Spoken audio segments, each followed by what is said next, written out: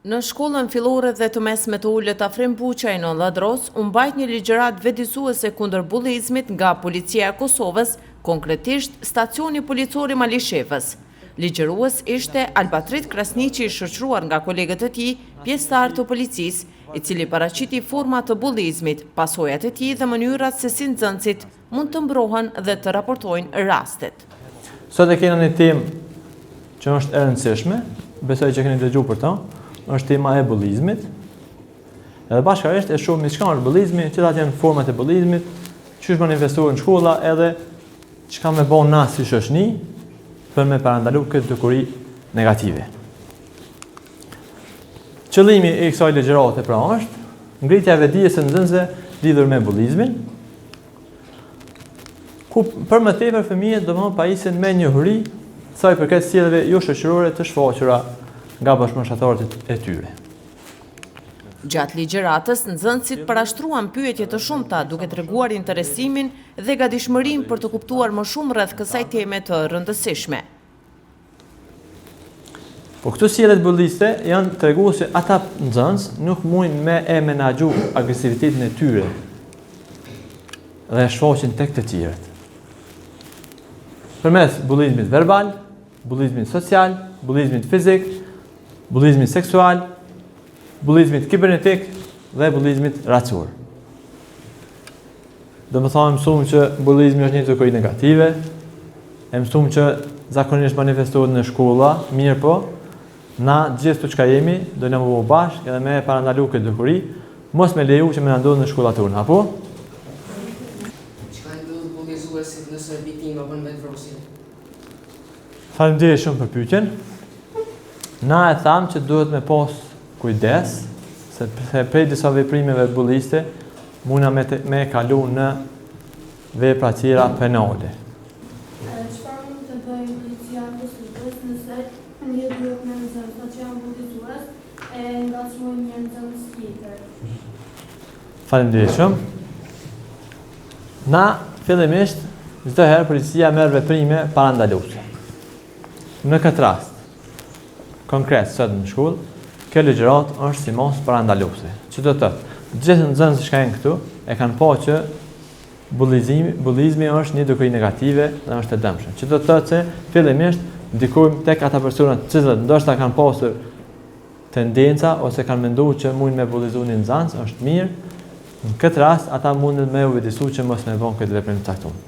Drejtori i shkollës Lumni Zoga i falenderoi Policinë e Kosovës për mbajtjen e këtyre ligjëratave, jo vetëm në Lladros, por në gjitha shkollat e vendit, duke theksuar rëndësinë e edukimit dhe parandalimit të dukurive negative tek të rinjët. Falenderojmë edhe Policinë e Kosovës, veçanërisht stacionin policor në Malishevë, kur flasim për temën e bullizmit, sidomos në për shkolla, është një çështje shumë delikate, e cila duhet trajtohet në nivel kombëtar. Sepse çdo fëmijë ose çdo person i cili është i prekur nga bullizmi, atëherë ai ndihet jo mirë, sidomos në shoqërinë ku jemi në shkolla.